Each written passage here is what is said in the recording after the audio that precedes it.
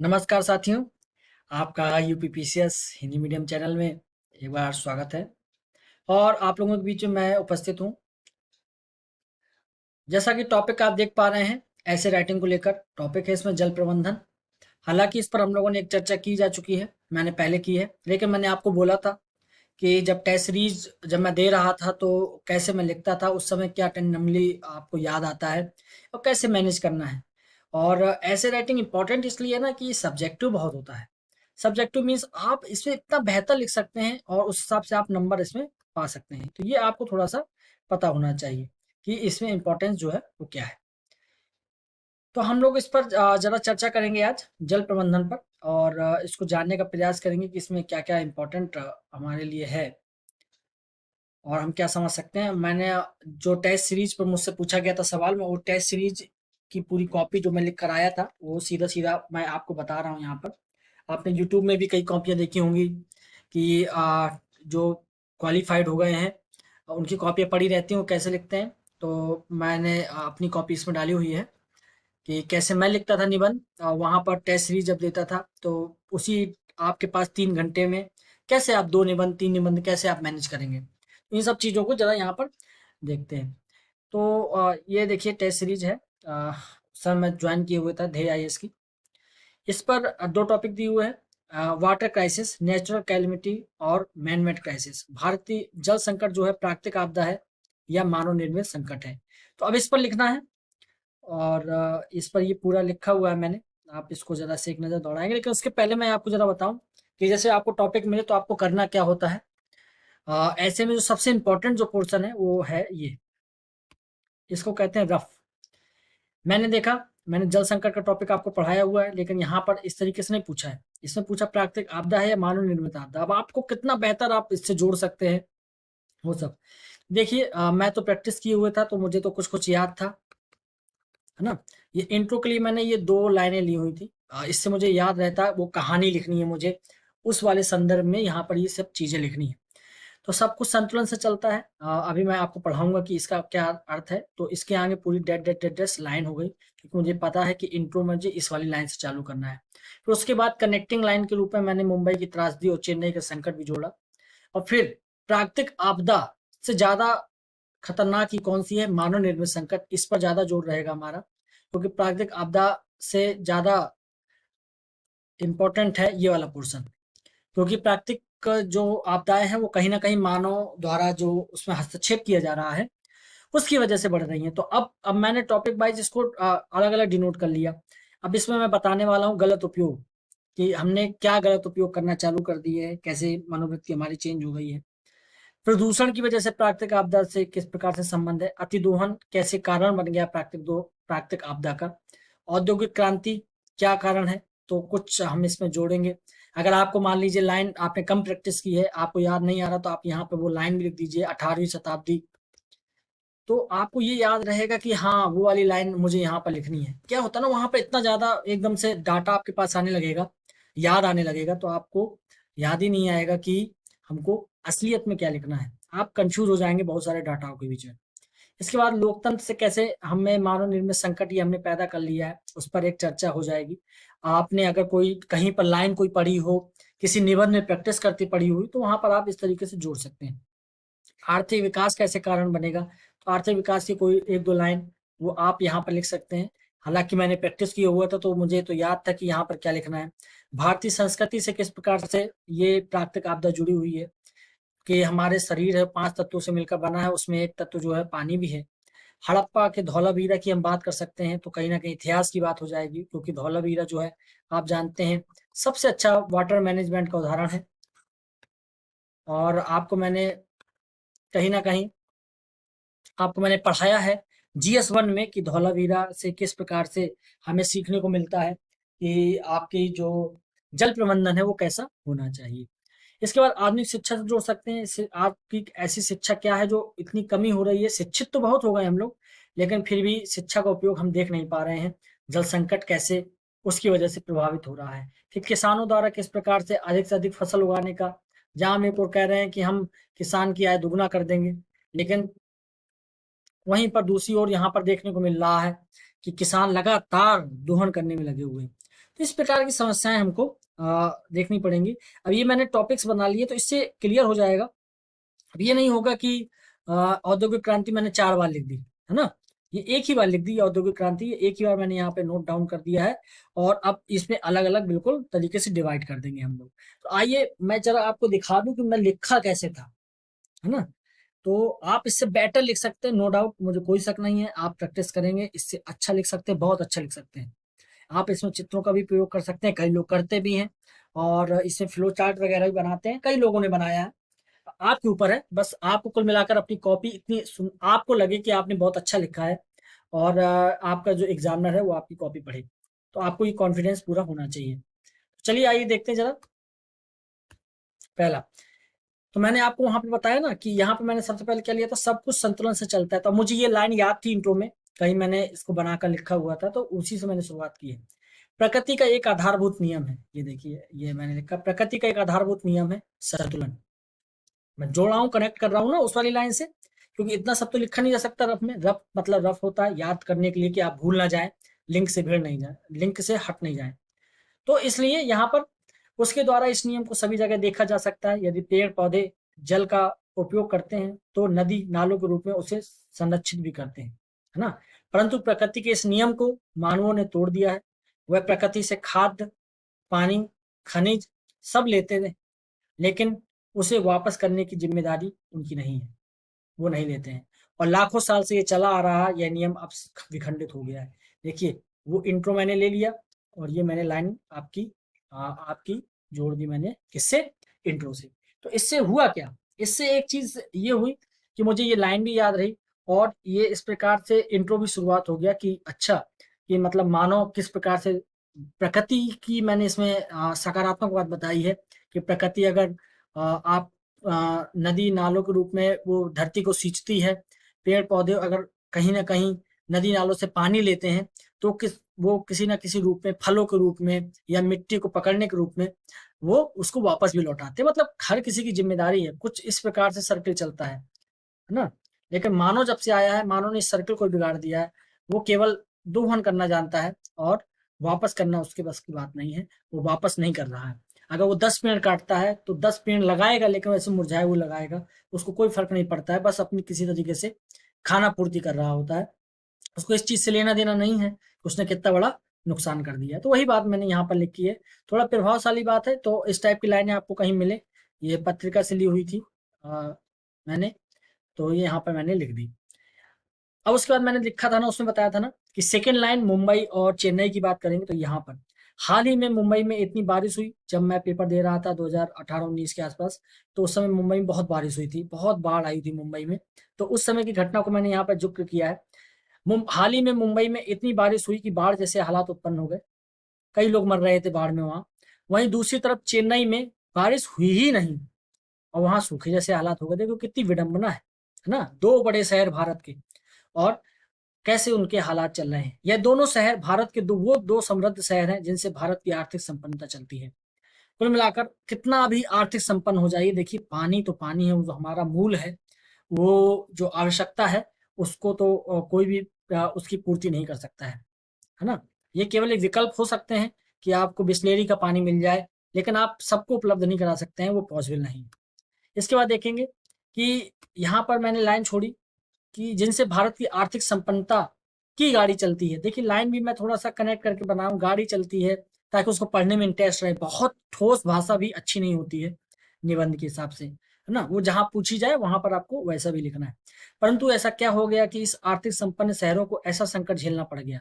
निश्चित तौर पर जल के उपयोग की प्रणाली आज पूरी तरह से विचारणीय बन गई है। तो यहाँ मैंने एक क्वेश्चन छोड़ दिया है, विचारणीय बन गई है।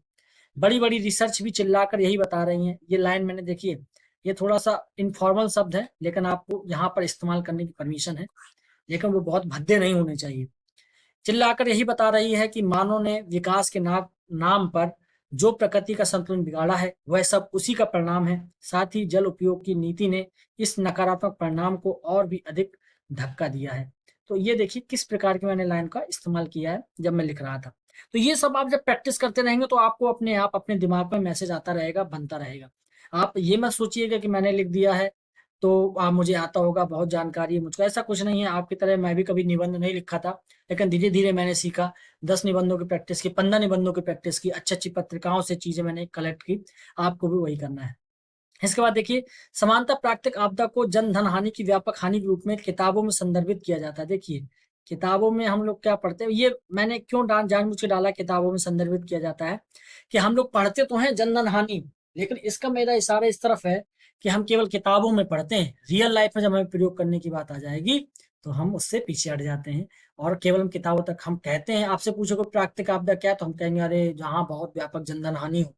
लेकिन क्या हमने कोई ऐसा काम किया है जिससे जनधन हानि को हम रोक सकें? नहीं, ऐसा कोई भी काम हम करते हुए नहीं दिखाई नहीं देंगे आपको। तो ये मेरा कहीं न कहीं थोड़ा-सा कटाक्ष है, इसलिए मैंने किताबों में डाला है। और कितना आसानी से कह दिया जाता है कि भैया, ये देखिए ये लाइन थोड़ा-सा नॉर्मल ही है, जैसे बोलचाल की भाषा में बोल रहे हैं, प्रकृति की वजह से ऐसा हो रहा है। बहुत आसानी से बोल देते हैं। आसान है क्योंकि हमारे पास जो है आवाज़ें हैं, तो हम अपना दर्द बयां कर सकते हैं, परंतु प्रकृति अपने कृत्यों द्वारा ही हमें बता रही है कि अभी भी वक्त है, अन्यथा मेरा अहित पूरी मनुष्यता पर भी खतरा ला देगा। कितनी चीजें मैंने इसमें जोड़ दी कि इसमें पृथ्वी भी चिल्लाकर बोल रही है, बार बार आपदा लाकर बता रही है कि आप कुछ गड़बड़ कर रहे हैं मेरे साथ, संतुलन मेरा खराब कर रहे हैं, सचेत हो जाइए, अन्यथा मैं तो, जो मेरे साथ नुकसान होगा वो तो होगा ही, आप लोगों का भी काफी नुकसान हो सकता है। याद रखिए, हम लोग पृथ्वी में रहते हैं, पृथ्वी हम में नहीं रहती है।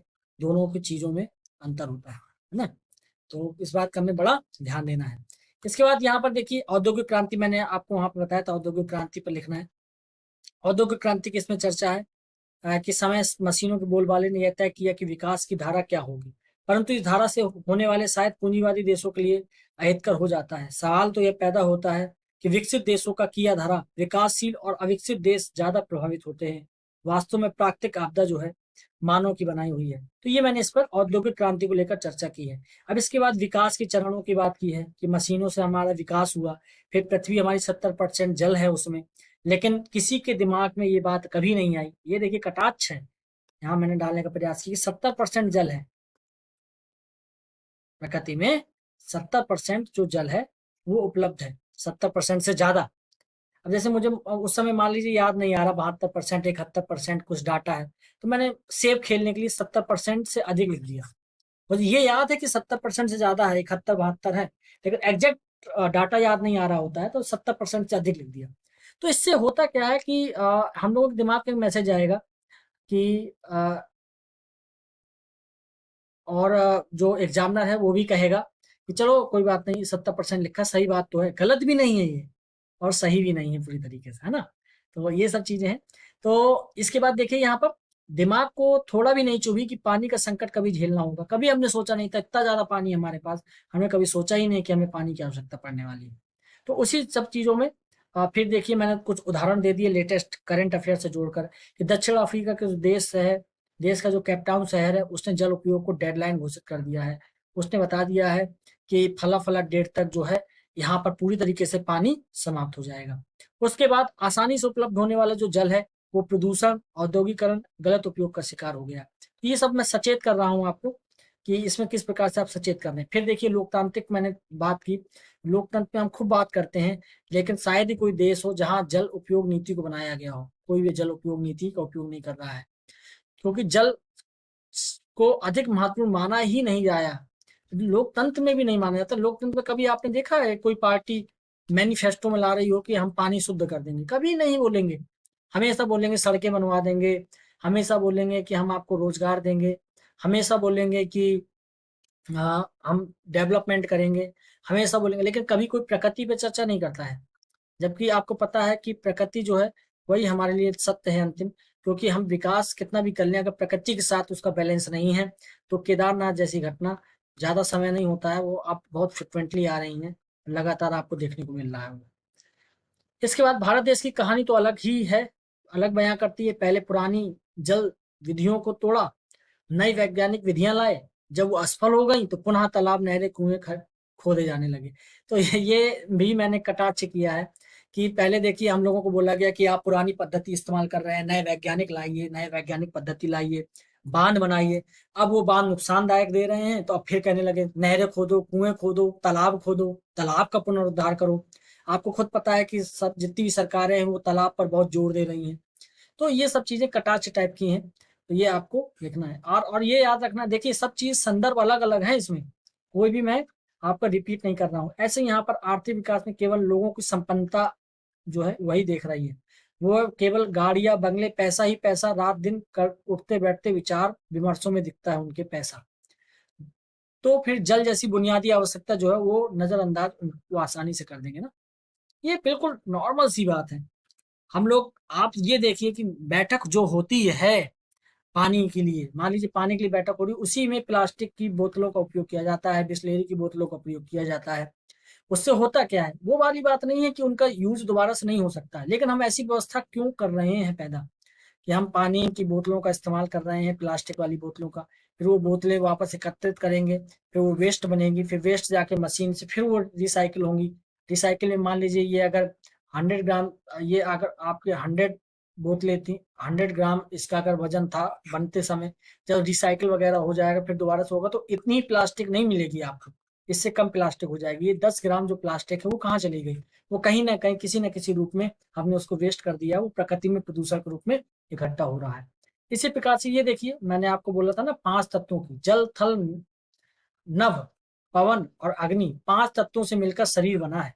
यह सभी धार्मिक ग्रंथों में मिल जाएगा, लेकिन मानवीय आर्थिक अंधता ने, देखिए मैंने कहा ना मानवीय आर्थिक अंधता, दिखाई नहीं दे रहा आर्थिक विकास के आगे लोगों को, ने सभी तत्वों को विलुप्त कर दिया है। जल की पवित्रता को इसी बात से समझा जा सकता है कि भारतीय संस्कृति के प्रत्येक पहलुओं पर, जन्म से लेकर मृत्यु तक आप देखेंगे भारतीय संस्कृति में जल का बड़ा उपयोग है।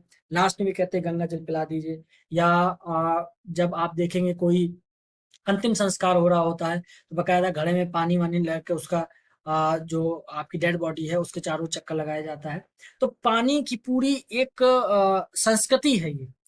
वहां पर भी हम लोग ध्यान नहीं दे रहे हैं कि भारतीय संस्कृति में पानी का इतना उपयोग है। हम गंगा को माँ कहते हैं, नदियों को माँ कहते हैं, लेकिन हम किसी भी तरीके से उनपे फूल गंदगी डालने में एक भी नहीं हिचकिचाते हैं, सीधा डाल देते हैं और कह देते हैं कि हाँ हमारा, हमने जो पाप धुले हैं वो हो गया। लेकिन हमारी एक जिम्मेदारी बनती है इन नदियों को साफ करने की और इनकी पवित्रता को बनाए रखने की। तो ये देखिए, पुरानी व्यवस्था कहकर इसके प्रासंगिक अर्थों को भी समझने की इच्छा नहीं जताई।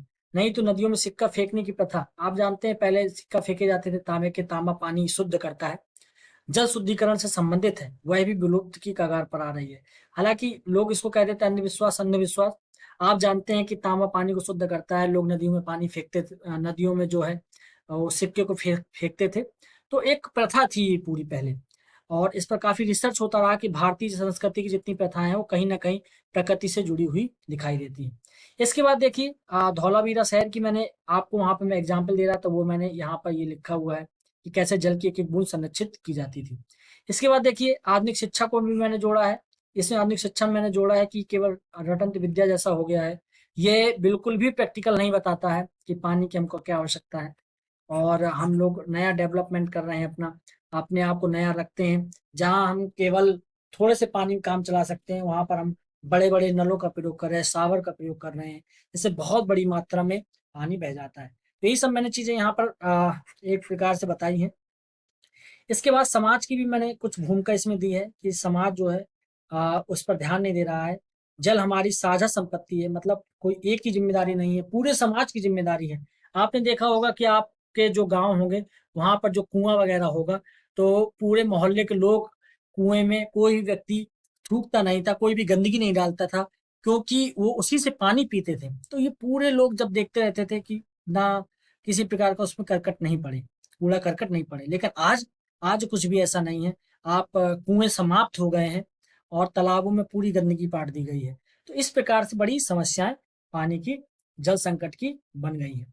इसके बाद यहाँ पर देखिए जो नेक्स्ट पार्ट है वो मैंने कैसे लिखा है, किसानों से संबंधित लिखा है। किसान किस प्रकार से हार्वेस्टिंग के नाम पर और पानी को सिंचाई के नाम पर कितना पानी जमीन से चूस रहे हैं, उस प्रकार की चीजें हमने की हैं।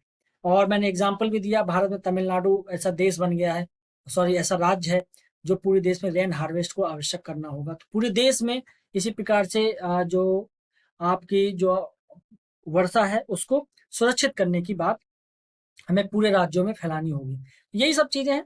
यहाँ पर मैंने कुछ ना कुछ सलाह की बात की है कि जो प्राकृतिक आपदा है वो तो चली रही है, लेकिन मानवीय आपदा ने इसको संकट का विषय बना दिया है। और थोड़ा-सा देखिए मैंने लाइन भी चेंज की, आप भी चेंज कर सकते हैं, इसमें कोई वो नहीं है दोहरा या आप चेंज नहीं कर सकते हैं। इसमें देखिए, हमने सदैव रोटी कपड़ा मकान की बुनियादी बातों को समझा है और देश की नीति इन्हीं बातों के इर्द गिर्द ही घूमती नजर आती है। इसे बदलकर जल रोटी कपड़ा मकान करके जागरूकता फैलाना होगा। तो जो संबंधित टीचर थे उन्होंने जल जंगल और ज़मीन यहाँ पर ऐड करने के लिए सजेशन दिया था। अच्छी चीज़ है और मैं अपने हिसाब से थोड़ा सा इसे परिवर्तन कर रहा था, लेकिन आपको इसी प्रकार से चीज़ों को सोचना होगा। देखिए यहाँ पर याद रहे, पोलियो की 2 बूंद द्वारा हम अपने बच्चे का भविष्य सुरक्षित करते हैं।